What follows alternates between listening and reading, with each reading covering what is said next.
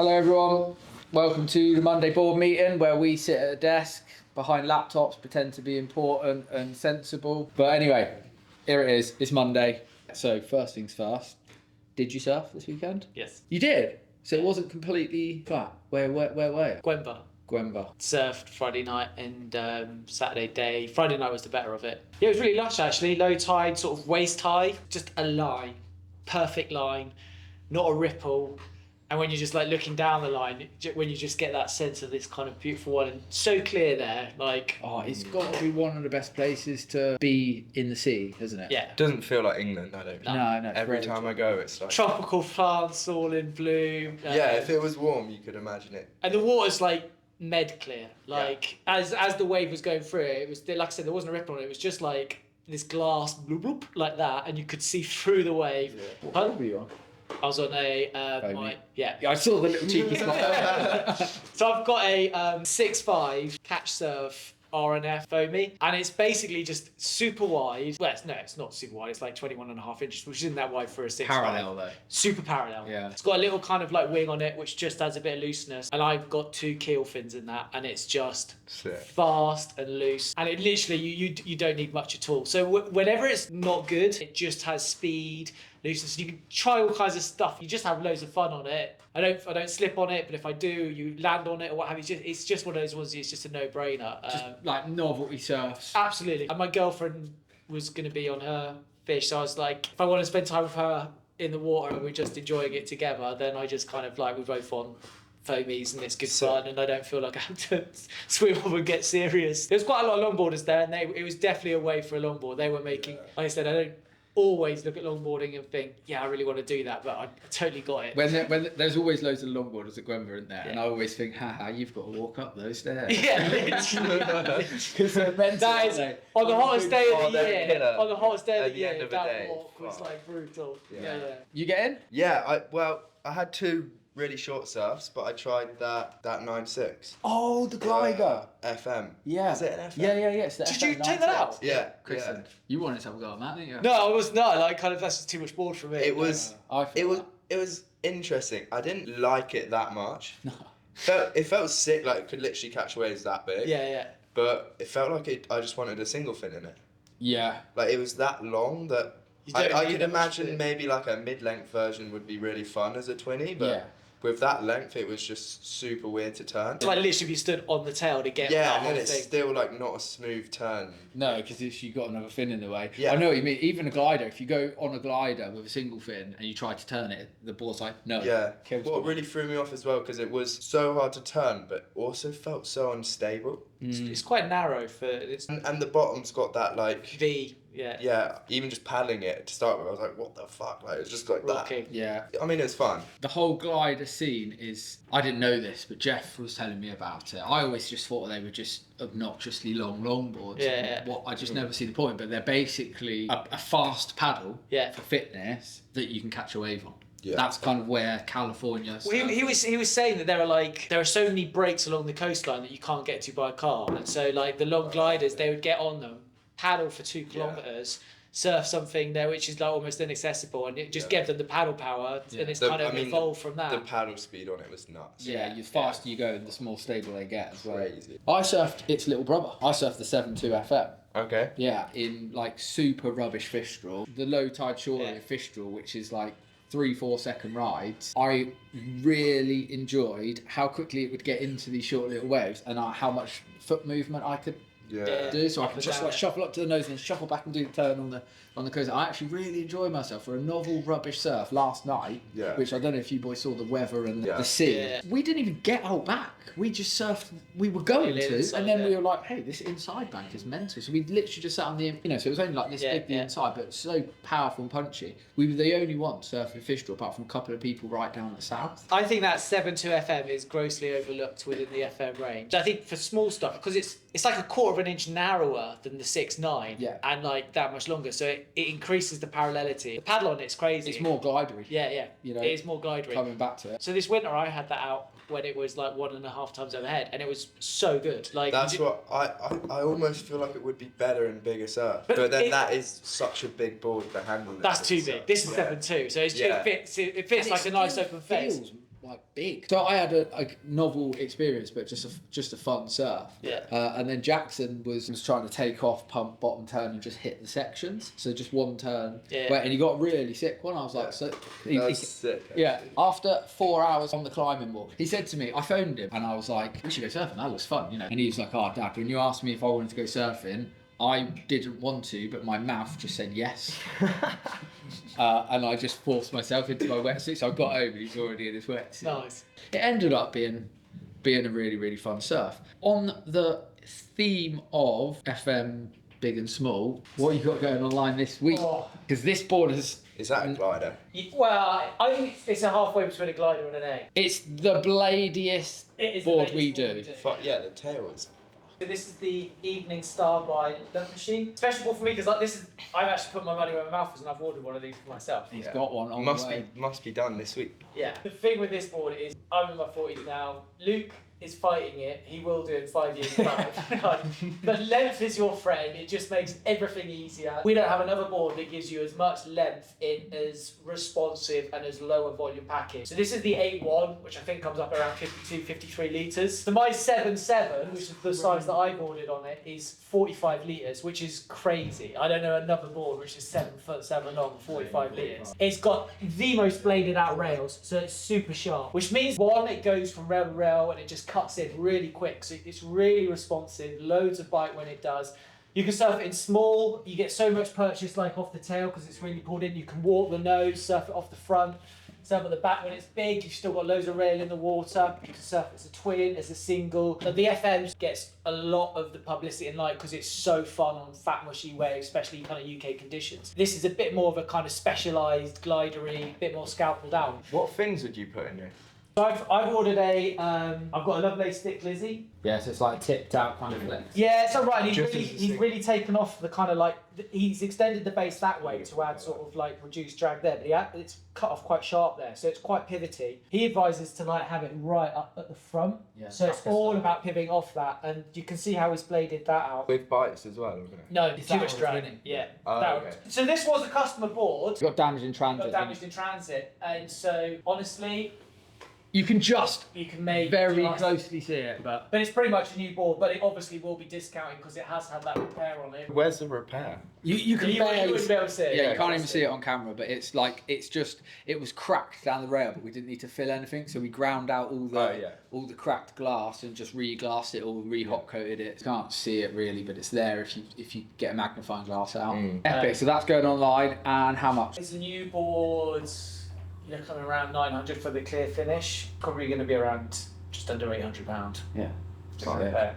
Well, that'll be on the collab page. Not huge amounts of surf news on a global stage. Obviously, Brazil has started. I'm going to profess to not watching any of it yet. Brazil's not my favourite comp to watch. It should be because it's on punchy beach breaks, but Trestles is my favourite, and I always feel like after Trestles, I'm on a bit of a downer for the WCT. They've got the NIAS QS, sorry, which is pretty fun to watch when it's pumping. Yeah, oh my god, that wave. I know. Close to perfection. Yeah. Sick event, but way more important than the WSL. This weekend, I was down Fistral on Saturday for the Newquay board riders. They hosted a Grom comp. They do a junior series for all the local kids, and it's always oversubscribed. The beach was absolutely packed. The waves were tiny. They did under 6, under 8, under 10, under 12, girls and boys in every category. Jackson didn't do it, you know, he was acting cool with his mate Cass, and they didn't fancy surfing in the smaller waves. They thought they'd let some of the other surfers have a little bash at it, and they were on the beach supporting, which I thought was really cool. Cass's brother Sol Woodberg got into the final, which was sick because he's sort of like the local, everyone wants to see him win one. Frankie Middleton was in there, he came second. You could have given first and second either way in the under 12s boys. There was another kid in the final called Casper, who's a really good little surfer. You're going to see him win some comps for sure because he rips. But there, Toby Wilson took it out, who rides our boards. He surfed really well. He surfed onto the beach and sort of had a little claim, and the crowd went nuts. Good stuff. Yeah, it was a little bit like Fistral's version of Bruce at Waimea. I mean, I had a look on the webcam like middle of the day, and see everyone down on the water's front, and it looked like there was a little wave. Oh, there was waves, definitely. And then in the under 10s, one of my best mates, Timmy Boydell's young phenom of a kid, Harley Boydell, worth going to follow on Instagram because he's like Mate, he's an animal. He just skates good, Yeah. he BMXs good, he surfs good, Yeah. he plays football good. He's just a freak kid and he rips. How old is he? He must be 9. God, yeah. Phenomenally better than any 9-year-old I've seen. Yeah. Where you see Cass has obviously come through. Yeah, better than Cass for sure. Better than Cass Lucas? at 9. No, not better. I'm not saying. It's 9. Lucas is an absolute... Phenom. By the way, shout out Lucas. He caught his first wave, stood up. Did he? 4 months since he snapped his leg on his dad's longboard. Yeah. Oh, that's so and his rin was up to What here. did he do? He snapped his leg. He snapped his leg pretty bad, and he's had some brilliant rehab and stuff. But yeah. But he puts in the work as well. Oh mate, he's fully on it. That kid, yeah. Like, all the rehab, going to Austria and all of this stuff. And he stuck around, and all the kids in the board riders comps got their medals delivered to them by Lucas Skinner. That's pretty cool, I thought. Yeah. So they're all, absolutely buzzing on that. So that was sick. So we had two fourth riders winning some of the categories, which was brilliant. Girls under 12s final, I watched that. There was only 2 of them in it, and I think they're always quite back and forth. Annabelle Busby and Mila Barber, and Mila took it this occasion, and they surfed really good. I watched their final. They probably had the best waves out of all the finals, actually. And then you have the little micro Groms as well. My mate Ben Jones, he's got 2 little lads, 3 and 6, I want to say, and they both medalled in their categories, and just seeing them hold their little trophies up, mate, it's so sick. Massive shout out to NBR and all the crew there to host it, and good times were had by everyone. The weather held out, beers were flowing, the Barbie was on, just good vibes, and all you see is talent on talent on talent, and loads of people enjoying the ocean. So it's always just stoked to be down there and supporting and watching it all as they grow. So it was epic. There's a Surf England Junior Surf Series coming up this weekend at Bude. It looks like there's going to be waves for it. Jackson is in that comp. That's quite a serious one. Because it's oversubscribed, you have to be super on it to get in the event. As in apply within the first 24 hours of it going. First 24 minutes. Really? So just as an example, Lottie was on at 7:01 and Jackson's in. Cass's dad did it about 7:30 and Cass didn't get in it. And because Cass isn't doing the 12s, he's coming up to support still. That's big opening now. Cass is really good. Yeah, If Cass is in a comp, you won't beat him unless you take waves off him that he needed to get the score. Yeah. He's better than all the kids. Legend that he is, he'll be there shouting them all on, and Forecast looks good for the weekend. it's perfect for Jay, man. Yeah, bit of size. Come on. It's 40. Yeah, I don't want to call it now, but Jack's certainly a notch above other kids his age when he gets a bit bigger. I mean, that's going to be an adult well overhead. Yeah. There's not going to be many 11-year-olds are going to be comfortable in that. This is when they call it off. Yeah, exactly. This is the problem. They will call events off when it's too big. When he's you've seen him at Watergate and stuff. That's not big. He doesn't mind that sort of size. No, he's been chilling and been pretty solid surfer. He just surfs. He just surfs like a normal person. He doesn't the size doesn't bother him. My biggest lesson as a dad is that you're only in trouble in the sea if you panic. But yeah, so it's going to be big. He's excited, and what I love since the training session with Dills that we did, you said he's been surfing small waves. Now, I can't ever get him in small waves. He pretends he doesn't like small waves because he's cool. The reality is he doesn't like being an inferior surfer, and it's hard to surf small waves. Since we did that training with Luke, he's been like, all right, I know what I've got to do. Luke gave him... It's probably because he's got a focus now. Yeah, a plan and a process. So what was that? Yeah. What was that? Compression, was it? It was compression, basically. Realising your speed first, and then timing it with your bottom turn to the top turn. I actually really enjoy surfing small waves. You do? Yeah. It's interesting. There's something about grovelling shit waves that's just anything you actually manage to do is a bonus almost. Yes. If it's a pumping day and you're not surfing well, there's nothing you can blame except from yourself. And also I grew up on the south coast, we would surf wind chop 1 to 2 foot a lot of the time just to be able to surf. Yeah. And I feel growing up in that environment made me kind of love it. It's funny, isn't it, when they do the stats on world champions? Cocoa Beach. Yeah, exactly. That area is basically Cornwall in terms of wave quality. Kelly, world champion. CJ Hopgood, world champion. Caroline Marks, world champion. And then you've got the older generations like Greg Law and basically the pioneers of competitive. And they all came from strong grovel areas. Yeah. And also you start to travel with that sort of mindset, and the amount of times I was surfing in Indo on my own and having such fun surfs and everyone couldn't be asked, all the Aussies and stuff were nah, fuck that, I'm not going in. Yeah, and you'll be I look frothing, I'm that's the best day in the year back home. Yeah. 100%. So in which case, why aren't there more youth champions in the UK? True. Well, that's another can of worms. It is, isn't it? It's a whole new topic, that is. It's coming. It's coming. 100% it's coming. Lucas Skinner watched this space, and then all the kids that are coming, getting their medals handed to them by Lucas Skinner. Talking about comps, just to finish out today, we obviously know it and we're all excited about it, but we're doing a competition.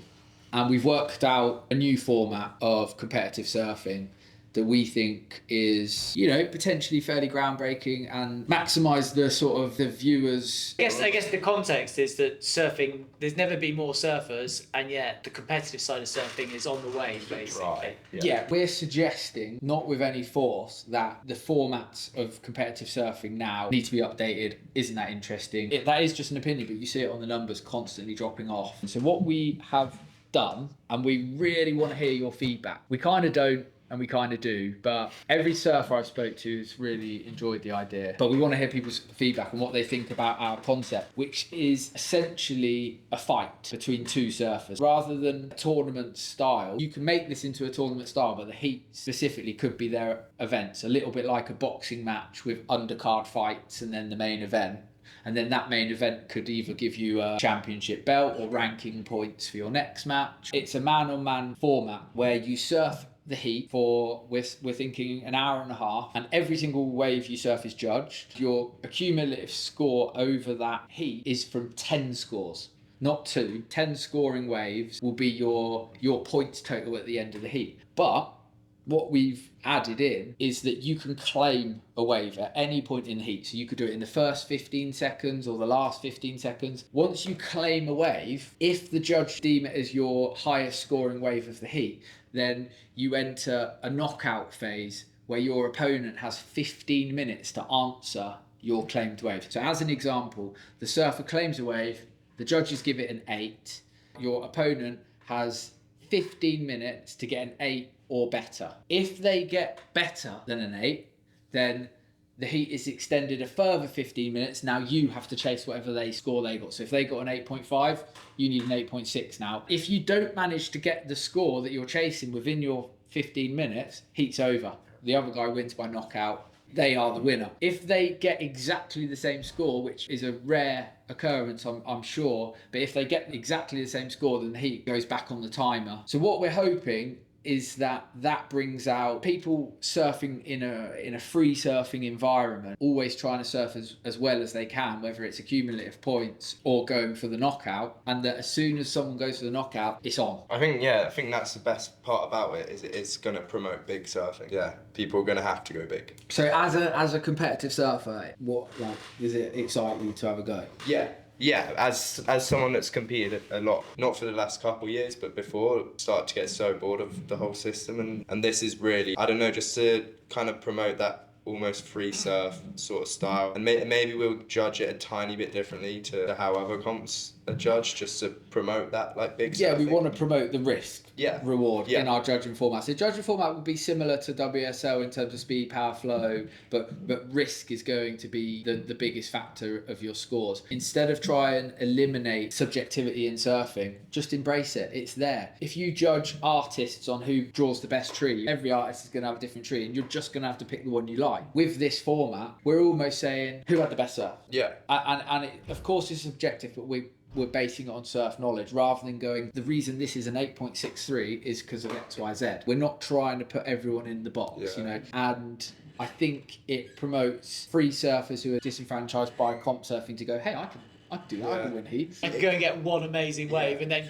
I'm a knockout or artist, 10 basically. waves. Yeah. And so we are going to be hosting an event. It's going to be between now and September. It's going to be at Fistral Beach, so we can test the format. Joan's going to be surfing against someone. We're going to make sure it's a nice, juicy... Come on. Yeah, hell yeah. I reckon you know who you're going to get as well. There's friendly rivalries. There's no crazy rivalries. And then we're going to have a main event. It's worth mentioning, though, that we do want to work on building characters and storylines in the competition. We want to help promote professional surfing. So how many surfers would be at a single WCT event? As an example, on a low level QS, you have the round of 132 or something. No, Yeah. more. Is it? Because that was one of the key components, the idea that if you've got 100+ competitors, how a programmer or the people producing and presenting that are going to actually start really fleshing out the stories and making us care for who's competing and what's going on. Yeah, and we all know that a heat can get your juices flowing more than other heats. So like building that so that surfers are expressive. We've come up with such a system that it's going to be appealing for people that aren't even necessarily, first of all, surfers, but secondly, like surfers that might not be interested in Which at all. well, that's you, exactly. exactly like I've never paid any attention to. And there's a lot of people like that. Yeah. We're talking years down the road. This is going to be a lot of hard work for us, but it's got the potential to really put competitive surfing in front of people's eyes. Yeah, like yourself, who's not interested in it at all, and even maybe just a non-surfer who just wants to see some good competing. I mean, not everyone who watches boxing is a boxer. That's what I was saying to you the other day. Like, I don't watch boxing. I'm not don't know any of the characters in it at all. But if I see a clip of someone getting punched and knocked out, I'm like, fuck yeah. Whoa, yeah. And that's what we're trying to create. It's a bit like if you had said to me, "Oh, do you fancy coming down Fistral Friday? There's a surf. There's like 80 guys in," and I'm just in my head thinking that is like I can't even pay attention to like what's going on, and there's gonna be so many people around. You're gonna be pulled left, right, and centre. It's just gonna be no, I'm not interested. But if you said these two guys are having a surf off, been building it for a month, it's just two guys stand there, have a beer with your friends, talking, and just watch like two people go at it, hammer and tong, like I'm getting like chills. It's gonna be sick. Yeah. I can't wait. What we'd really appreciate is if you want to shout out any matchups that you'd love to see. Yeah. Just to rivalries. Get the juices. We want to see rivalries. And we have got rival. We're literally looking at the best the UK can offer, and what are the best matchups. Yeah, I'm probably saying more than I should at this stage. The first event is a proof of concept. We're going to do it, and we want everyone to come down and have a great time with us. And we have got some support, some financial support from some sponsors to help get it over the line and make it a really, really cool event. But it's all a build-up to a bigger league that's going to start in the UK, but we've got some amazing surfers and matchups that we're posting for an Ultimate Champion, which leads to the name, which is the Ultimate Surfing Championships. That's what we're going to call it. And we have potentially got the largest purse in UK surfing. We have. So there we go. We've got the largest purse in UK surfing lined up. So it'll be the biggest money event in UK surfing. It's about paying the surfers. And then let them create. Let them create and let them go from there. Yeah, let's put UK first on the map and see where it goes. We're so excited. So give us any feedback you've got on the concept, on matches, what is there anything we're missing. We will be posting nearer the time when we launch the socials. We'll be posting the rules book so you can go over all the anomalies, because we've sat down and hashed out all the anomalies. What if this, what if that, and we think we've pretty much nailed it. But any feedback is good feedback as far as I'm concerned. Who do you want to see face off and become the Ultimate Surfing Champion? It sounds kind of like WWE, isn't it? Joe off the top rope.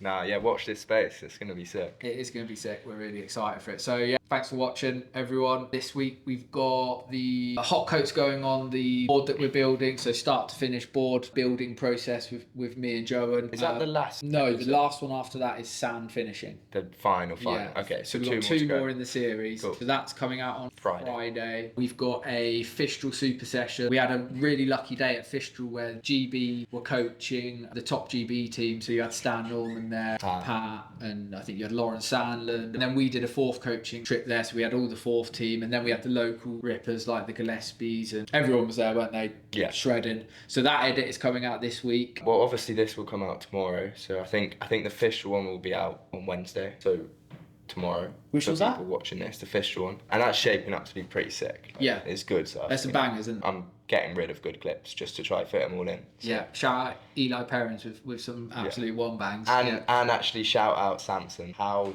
fucking great! Oh my god, can't believe you ever said that.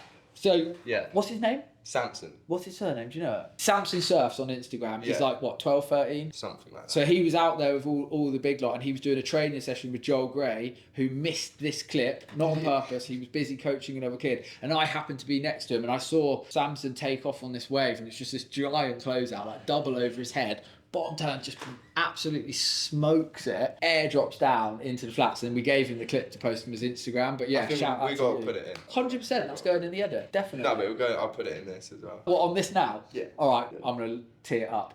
Samson Surfs, Fistral Beach, Superheat, this turn.